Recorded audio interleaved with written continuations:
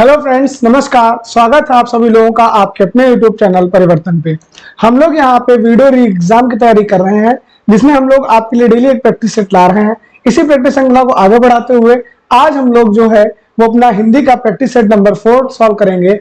और ये बुक मैंने आपको बता दी है, ये बुक का नाम है आपका फ्रेंड्स घटना चक्र के हम लोग यहाँ पे प्रैक्टिस सेट सॉल्व कर रहे हैं। तो लेते हैं आज आपका पहला प्रश्न। अगर आपको ये वीडियो अच्छा लगे तो वीडियो को लाइक करके चैनल को सब्सक्राइब करके जरूर जाइएगा। तो पहला प्रश्न है हमारा, व्यक्तिक पत्र किनके मध्य लिखा जाता है। व्यक्ति मतलब फ्रेंड्स होता है आपका व्यक्तिगत, क्या होता है ध्यान रखिएगा, इसको हम लोग कहते हैं व्यक्तिगत। व्यक्तिगत पत्र किनके मध्य लिखा जाता है? व्यवसायियों के मध्य, सरकारी अधिकारियों के मध्य, सगे संबंधी मित्रों के मध्य, पाठक और संपादक के मध्य। तो इसका राइट आंसर क्या हो जाएगा? सगे संबंधी मित्रों के मध्य, क्योंकि ये कैसा है आपका व्यक्तिगत, या जिसको बोलते हैं पर्सनल। क्या कहते हैं फ्रेंड्स को हम लोग? Personal letter.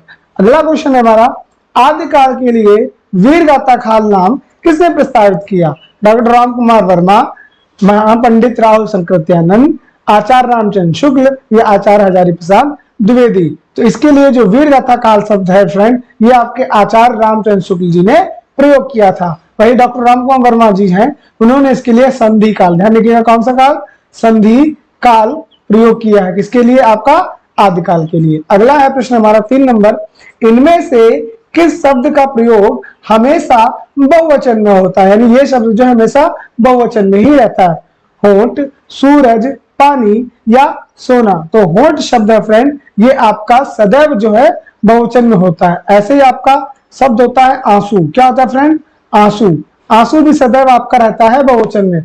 ऐसे फ्रेंड होता है शब्द आपका एक साधु। साधु शब्द भी हमेशा बहुवचन में रहता है। एक शब्द होता है फ्रेंड्स आपका हस्ताक्षर। हस्ताक्षर भी सदैव फ्रेंड्स आपका किसमें रहता है? बहुवचन में रहता है। तो ऐसा प्रश्न आपसे जरूर पूछा जाएगा, एक वचन, बहुवचन, स्त्रीलिंग और पुल्लिंग से।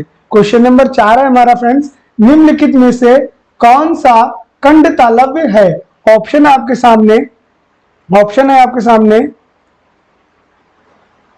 ई, आ, ओ या ए। तो कौन सा इनमें से कंठ तालव्य यानी जिसकी ध्वनि कंठ और तालु दोनों से आती है? तो ये फ्रेंड्स है आपका ए। कौन है? ए जो है ये आपका कंठ और तालु दोनों से बोला जाता है। अगला है, वर्तनी की दृष्टि से कौन सा शुद्ध शब्द है? Very very important question friends, क्योंकि ये बहुत लोगों से गलत हो जाता है। हमसे पूछा गया है समीक्षा कैसे लिखा जाता है? तो समीक्षा, ध्यान रखिएगा, समीक्षा। ठीक, ऑप्शन कौन सा है इसमें? ऑप्शन सी जो है बिल्कुल सही जवाब हो जाएगा, समीक्षा। नेक्स्ट क्वेश्चन है, निम्नलिखित में से शुद्ध वर्तनी वाला शब्द कौन सा है? शुश्रूषा, शुश्रूषा, शुश्रूषा या शुश्रूषा। तो इसका जो राइट आंसर हो जाएगा वो हो जाएगा ऑप्शन नंबर ए, ध्यान रखिएगा। और ये भी बहुत ही कंफ्यूजन करता है। ऐसे बहुत से, लगभग आपको मैं बता दूं 50 ऐसे शब्द हैं जो आपके एग्जाम में बार बार रिपीट होते हैं। उनमें से 2 आपने देखे हैं। ऐसे ही एक होता है आपका फ्रेंड परीक्षा, हम लोग ध्यान नहीं देते हैं, लेकिन परीक्षा भी आपका रिपीट होता है। आनुषंगिक रिपीट होता है। कवित्री जो है ये बहुत रिपीट करता है आपका। ठीक, उज्जवल बहुत रिपीट करता है। कौन सा? उज्जवल भी बहुत रिपीट करता है, ध्यान रखिएगा, उ ज ज वल। ठीक है, उज्जवल भी आपका रिपीट करता है। नेक्स्ट क्वेश्चन है, मात्र ऋण का संधि विच्छेद क्या है? तो इसका संधि विच्छेद हो जाएगा मात्र प्लस ऋणम। क्या हो जाएगा? मात्र प्लस ऋणम। देख लेते हैं कौन सा ऑप्शन में है। तो ऑप्शन बी जो है वो सही जवाब हो जाएगा। और इसमें कौन सी संधि है? तो इसमें आपकी फ्रेंड दीर्घ स्वर संधि। आगे बढ़ते हैं, अगला प्रश्न लेते हैं। अगला प्रश्न 8 नंबर है हमारा, प्रति प्लस आघात का संधि रूप क्या है? तो प्रति प्लस आघात होता है फ्रेंड आपका प्रत्याघात। क्या होता है? प्रत्याघात। और ध्यान रखिएगा इसमें कौन सी संधि है? इसमें फ्रेंड आपकी यड़ संधि है। जब यानी ई या ई के बाद अगर ई ना आके कोई और शब्द आता है तो वहां पे क्या होता है? वो अक्षर आधा हो जाता है और हमारी यड़ संधि हो जाती है। अगला है, धीरे धीरे का समास क्या है? द्वंद्व, अभिभाव, कर्मधारय या द्विगु। तो इसका जो राइट आंसर हो जाएगा वो हो जाएगा फ्रेंड अभिभाव समास। बहुत से ऐसे अभिभाव के आपके एग्जाम्पल भी हैं, जैसे रातों रात, रातों रात। जैसे धीरे धीरे, वैसे फ्रेंड होता है आपका रातों रात। ऐसे ही होता है कानों कान, किसी को कानों कान खबर ही ना पड़ी। ठीक है, ऐसे आपका होता है हाथों हाथ। क्या होता है? हाथों हाथ, कि भैया ये काम तो भैया हाथों हाथ करा देंगे तुम्हारा हम। ठीक, तो इस तरीके के जो शब्द होते हैं उनमें सदैव अव्ययीभाव समास होता है। अव्ययीभाव समास पहचानने की ट्रिक होती है जिनमें आ लगा हो, भर लगा हो, प्रति लगा हो, जैसे आ जन्म, भर पेट, प्रतिदिन, ये सब अव्ययीभाव समास होते हैं। अगला है, जिन समासिक शब्दों में पहला पद संख्या को व्यक्त करने वाला होता है विशेषण, वे शब्द क्या कहलाते हैं? द्वंद्व, द्विगु, बहुब्री या अव्ययीभाव। तो वो कहलाते हैं फ्रेंड आपके द्विगु समास। द्विगु समास जैसे कि आपका चौराहा यानी चार राहों का समूह, जैसे कि आपका नवग्रह यानी नवग्रहों का समूह। ठीक, जैसे पंचरत्न, पंचवटी, तो ये सब इनमें क्या है? द्विगु समास है, क्योंकि इनमें पहला शब्द जो है वो संख्यावाचक आपका रहता है। आगे बढ़े, नेक्स्ट क्वेश्चन देखते हैं। अगला क्वेश्चन है हमारा क्वेश्चन नंबर 11। अनु उपसर्ग से बना शब्द निम्नलिखित में से कौन सा है? विवाद, अधिकारी, अनुवाद या अविकारी। तो इसमें तो आपको कोई कंफ्यूजन ही नहीं होनी चाहिए। जैसे आपका अनुपम हो गया, अनुपम हो गया आपका, ठीक, अनुवाद हो गया, अनुराधा हो गया, अनुराग हो गया, क्या हो गया? अनुराग हो गया। ये सब अनुपसर्ग से बने हैं और अनुपसर्ग आपकी परीक्षा की दृष्टि से महत्वपूर्ण है। क्वेश्चन नंबर 12 है, निम्नलिखित में से किस शब्द में आ उपसर्ग नहीं लगा है? उपसर्ग क्या होता है? जो आगे लगता है। कहाँ लगता है? शब्द के आगे लगता है। किनमें से आ उपसर्ग नहीं लगा? अकथ, इसमें तो लगा है, यानी जो किसी कहा ना जा सके। अचूक, जो चूके ना। अभेद, जिसमें भेदा ना रखे। अनुज, अनुज में नहीं लगा है, क्योंकि अनुज का अर्थ होता है फ्रेंड आपका छोटा भाई, और ये आपका अग्रज का विलोम होता है। अगला है, निम्न में से कौन सा शब्द लुटेरा शब्द में प्रयुक्त प्रत्यय है? प्रत्यय कहाँ लगता है? प्रत्यय लगता है शब्द के पीछे। कहाँ लगता है? शब्द के पीछे। जैसे कि कड़वाहट हो गया, है ना, निष्ठान हो गया, डिबिया हो गया, इस तरीके के शब्द जो होते हैं वो प्रत्यय होते हैं। तो लुटेरा में कौन सा है? तो लूट, लूट प्लस एरा, क्या मिलेगा? लुटेरा, यानी ऑप्शन ए जो है वो सही हो जाएगा। आगे है, आंसू शब्द का तत्सम रूप निम्नलिखित में से कौन सा है? तो आंसू का क्या होता है? आंसू का फ्रेंड होता है अश्रु। वही आंख का क्या होता है? आंख का होता है अक्षी। ध्यान रखिएगा।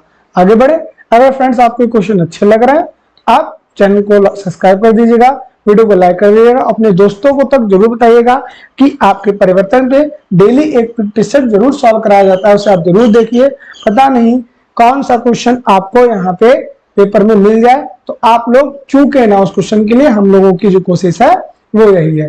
क्वेश्चन नंबर 15 है, ओट किस शब्द का श्रेणी, मतलब किस श्रेणी में आता है? तद्भव, तत्सम, देशज या विदेशज। तो ओट जो है फ्रेंड वो तद्भव में आता है। इसका होता क्या है? इसका आता है ओष्ठ। आगे क्वेश्चन है हमारा, जामुन शब्द का तत्सम रूप क्या है? यामुन, जामुड़, जम्बू या जाम्बुड़। तो क्या हो जाएगा? इसका हो जाएगा जम्बू। ठीक है, जम्बू फल। नेक्स्ट है, निम्नलिखित में से कौन सा तद्भव शब्द है? तद्भव मतलब हिंदी का शब्द है। आगे देखते हुए ये कौन सा है? पंख, पृष्ठ, लज्जा या शिला। तो कौन है इसमें? पंख है। पंख का क्या होता है? पंख का होता है फ्रेंड पक्ष। क्या होता है? पक्ष। लज्जा लाज का होता है, पाठ पृष्ठ का होता है।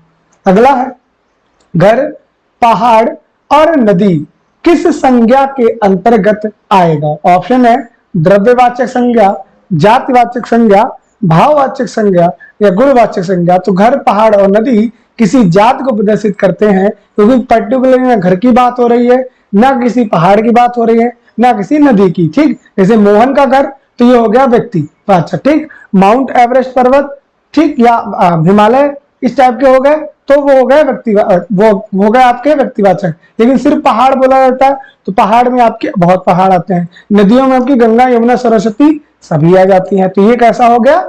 जातिवाचक संज्ञा का उदाहरण हो गया। क्वेश्चन नंबर अगला है 19, निम्नलिखित में से कौन सा शब्द द्रव्यवाचक संज्ञा है? द्रव्य दिखाती है, जो खटाई, मिठाई, दूध या ठंड। तो जो दूध है फ्रेंड, दूध हो गया, पानी हो गया, ठीक, आपका कोल्ड ड्रिंक हो गया, ये सब आपके द्रव्यवाचक संज्ञा है। नेक्स्ट क्वेश्चन है, निम्नलिखित में से कौन सा विशेषण संज्ञा से नहीं बना? श्रीमान, तो देखिए श्रीमान लिखा है। दानी, दान से बना है, दान देने वाला दानी। ठीक, जो चमकता है उसे हम लोग चमकीला कहते हैं। लेकिन सुंदर जो शब्द है फ्रेंड, ये आपका संज्ञा विशेषण से नहीं बना है। अगला क्वेश्चन है, निम्नलिखित वाक्यों में से एक सकर्मक क्रिया का प्रयोग हुआ है। मैं चला, वह नहाता है, लड़का सो रहा है, लड़की सिल रही है। तो इसमें क्या हो जाएगा, ऑप्शन नंबर डी हो जाएगा। लड़की सिल रही है यानी कुछ काम कर रही है, लड़की सिलने का काम कर रही है, इसीलिए इसमें क्या है, इसीलिए इसमें आपका सकर्मक क्रिया लगा हुआ है। तो ये क्वेश्चन लोगों ने 21 को डिस्कस कर लिया है। आगे बढ़ते हैं, क्वेश्चन नंबर 22 पे बढ़ते हैं। लगा लिया हम लोगों ने क्वेश्चन नंबर फ्रेंड 22। क्वेश्चन है आपका, रात भर जागना स्वास्थ्य के लिए अच्छा नहीं। रेखांकित शब्द पहचानिए। यानी भर क्या है, संबंध सूचक अवयव है, विशेषण है, भाववाचक संज्ञा है या समुच्चय बोधक अवयव है। तो ये आपका फ्रेंड है संबंध सूचक अवयव। ध्यान रखिएगा, जिसे हम लोग कहते हैं प्रीपोजिशन। यानी रात भर जागना, तो रात जागने का संबंध किससे है, रात से है, तो संबंध स्थापित कर दिया। अगला है, अरविंद शब्द का पर्यायवाची शब्द बताइए। कमल, गुलाब, कल्प वृक्ष या केवड़ा। अरविंद जो फ्रेंड है ये कमल का पर्यायवाची होता है। कमल के कुछ और भी पर्यायवाची देख लेते हैं, जैसे आपका पंकज हो गया, सरोज हो गया। आप जल के जितने भी पर्यायवाची हैं उनमें जा लगाते रहिए, आपका बन जाएगा किसका पर्यायवाची, कमल का पर्यायवाची। ठीक है, पंकज, सरोज, अंबुज, ठीक है, आपका जलज, ये सभी क्या है, ये सभी आपके कमल के पर्यायवाची रहते हैं। अगला क्वेश्चन है, कैरव, नलिनी, चंद्रप्रिया किसके पर्यायवाची शब्द हैं। ऑप्शन है कौमुदी, सौदामिनी, कुमुदनी या कुमुद कला। तो इसका जो राइट आंसर हो जाएगा वो हो जाएगा कुमुदनी। यानी कैरव, नलिनी, चंद्रप्रिया ये सभी आपके कुमुदनी के पर्यायवाची हैं। जबकि सौदामिनी किसका पर्यायवाची है, तो दामिनी होता है बिजली का, ध्यान रखिएगा। ठीक है, सौदामिनी। अगला क्वेश्चन है हमारा, अपसरण का विलोम क्या होता है। तो अपसरण का फ्रेंड विलोम होता है अभिसरण। अगला क्वेश्चन है क्वेश्चन नंबर 26 हमारा है, लगा लेते हैं क्वेश्चन 26। तिमिर शब्द का विलोम क्या है। वेरी वेरी इंपॉर्टेंट क्वेश्चन है फ्रेंड, ध्यान रखिएगा मेरी दृष्टि से।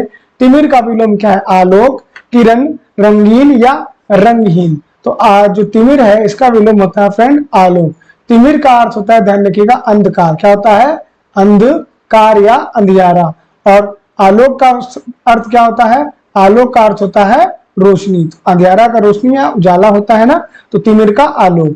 ठीक, अगला है, नीति का विलोम क्या होगा, कुनीति, रणनीति, सुनीति या अनीति। तो नीति का विलोम होगा फ्रेंड अनीति। वहीं कुनीति और सुनीति ये दोनों आपस में विलोम शब्द है, कुनीति का सुनीत, अनीति का अनीति। ठीक है, जब कोई काम ढंग से किया जाता है, नीति के अकॉर्डिंग किया तो सुनीति का वाला काम कहा जाता है, और जब वही काम बिना रूल के किया जाता है उसे अनीति कहा जाता है। चलती है, तैरती चलती है, इसलिए नाव को कहा जाता है तरणी, तरणी, तरुणी या तरुणी। तो जो तैरती चलती है इसलिए नाव को तरणी कहा जाता है। क्या कहा जाता है, तरणी कहा जाता है, ध्यान रखिएगा। ठीक, वहीं तरुणी की बात करेंगे तो तरुण मतलब होता है युवक और तरुणी मतलब होता है आपका युवती। तरुण हम लोग बोले ना, तरुण बालक, तरुण कच्छा, ठीक, उसी से बना है आपका तरुणी। वही तरणी की बात करेंगे, तरणी जो है ये सूर्य का पर्यायवाची है। ठीक है, आगे बढ़ते हैं। नेक्स्ट क्वेश्चन है, अंतरराष्ट्रीय हिंदी कवि सम्मेलन का खाली जगह स्वयं में बड़ा काम है। आयोजन करना, संगठन करना, प्रयोजन करना या आरक्षण करना। तो अंतरराष्ट्रीय हिंदी कवि सम्मेलन का आयोजन करना ही स्वयं में बड़ा काम है। क्वेश्चन नंबर आगे बढ़ते हैं, 30 नंबर देखते हैं, जो प्रमाण से सिद्ध ना हो सके। वेरी वेरी इंपॉर्टेंट क्वेश्चन है फ्रेंड। जो प्रमाण से सिद्ध ना हो सके उसके लिए हम लोग कहते हैं अप्रमेय, यानी जिसे हम लोग प्रमाणित नहीं कर सकते। अपरिमित क्या होता है, जिसे घेरा या मापा ना जा सके, ना तो घेरा जाए ना तो मापा जाए। ठीक है, घेरा या मापा ना जा सके उसके लिए अपरिमित शब्द का यूज करते हैं। तैरने की इच्छा को कहते हैं, तैरने की इच्छा को कहते हैं फ्रेंड तितृषा। ध्यान रखिएगा, क्या कहते हैं, तितृषा। नेक्स्ट है, उसने तो मेरी आंखें खोल दी। रेखांकित शब्द मुहावरे का अर्थ क्या है, यानी आंखें खोल देने का अर्थ क्या होता है, भ्रम को दूर करना, यही होता है कि उसने तो मेरी आंखें खोल दी, अर्थात मेरा जो भ्रम था, मेरे आंखों पे जो पट्टी बंधी थी वो खुल गई, अब मेरा जो भ्रम है वो दूर हो चुका है।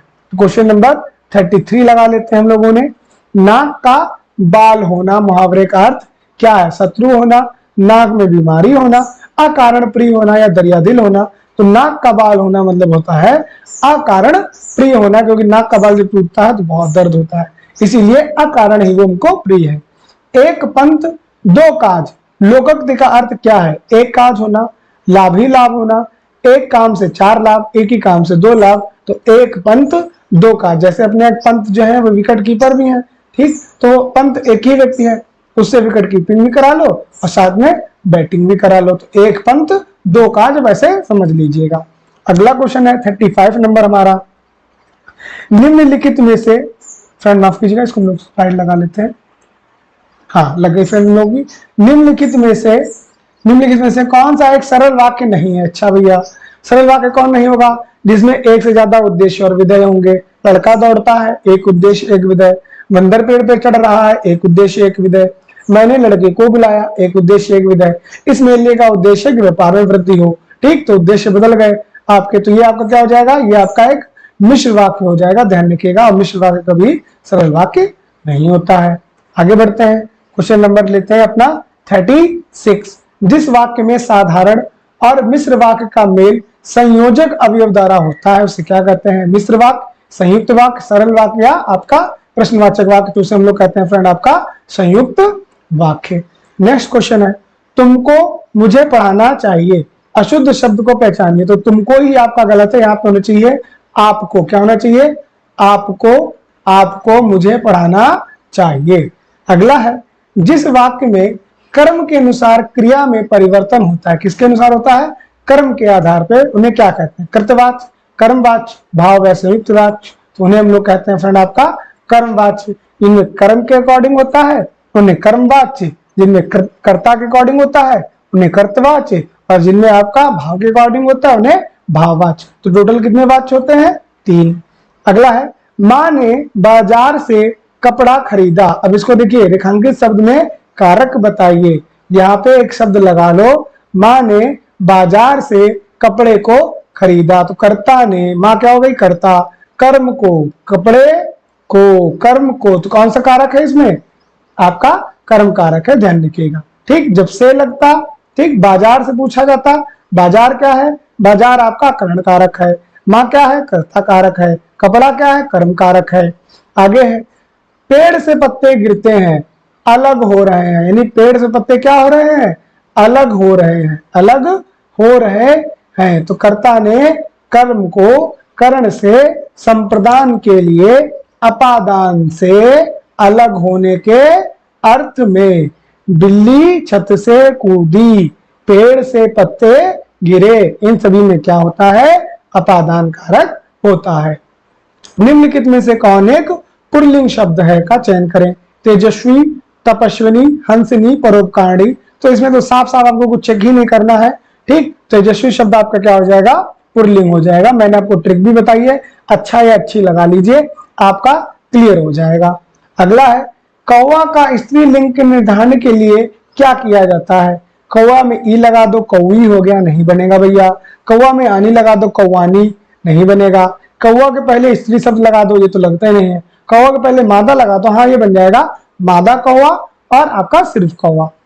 कौन सा वाक्य आसन्न भूतकाल है? आसन्न भूतकाल होता है जो आपका, जो अभी अभी समाप्त हो, मतलब लेटेस्ट में जो अभी अभी समाप्त हुआ हो, उसी को हम लोग क्या कहते हैं? आसन्न भूतकाल कहते हैं। तू आता तो मैं जाता, मोहन आया सीता गई, वह आया था, मैंने आम खाया है। तो मैंने आम खाया में क्या है फ्रेंड? आपका आसन्न भूतकाल है। सरकार ने अंशतः प्रतिपूर्ति की है, इस वाक्य में किस प्रकार का क्रिया विशेषण का प्रयोग हुआ है? अंशतः मतलब थोड़ा, और जब किसी चीज को हम लोग मतलब मापते हैं, बताते हैं, तो उसको हम लोग क्या कहते हैं? परिमाण कहते हैं, रिजल्टेंट कहते हैं, ध्यान रखिएगा। आगे बढ़े, नेक्स्ट क्वेश्चन है हमारा 45 नंबर। निम्नलिखित में से कौन वर्तनी की दृष्टि से अशुद्ध शब्द है? अनुषंगिक, आध्यात्मिक, दायित्व या ऐतिहासिक? तो यही गलत है। ऐतिहासिक नहीं, क्या होता है आपका? होता है ऐतिहासिक। क्या होता है, ध्यान रखिएगा आप आगे से, ऐतिहासिक होता है, जिसमें से अनुषंगिक वर्ड है फ्रेंड, ये आपका बहुत इंपॉर्टेंट, ध्यान रखिएगा। ये टेट में, यूपी टेट में कम से कम तो 4 से 5 बार ये रिपीट हुआ है। अगला है, आधुनिक भारतीय भाषाओं का विकास किससे हुआ है, तो ये हुआ आपका अपभ्रंश से। यानी जितनी भी भाषाएं टूटी हैं वो पहले आपकी थी संस्कृत, संस्कृत के बाद हुई पाली, पाली के बाद हुई आपकी प्राकृत, प्राकृत, प्राकृत के बाद में आपके हुई अपभट्ट, अपभट्ट के बाद में आपका अपभ्रंश। निम्नलिखित में से आधुनिक भाषाओं में किसका संबंध अपभ्रंश की पैसाची भाषा से है, तो ध्यान रखिएगा, राजस्थानी, पंजाबी, गुजराती या बंगाली। तो जो बंगाली भाषा है ये आपके पैसाची समुदाय से संबंधित है।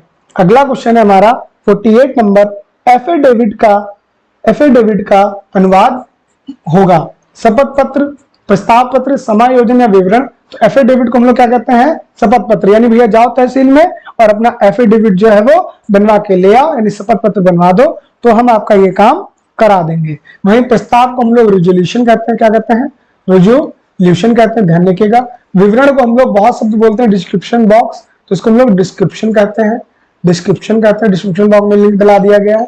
समायोजन को हम लोग एडजस्टमेंट कहते हैं, क्या कहते हैं फ्रेंड, एडजस्टमेंट, ध्यान रखिएगा।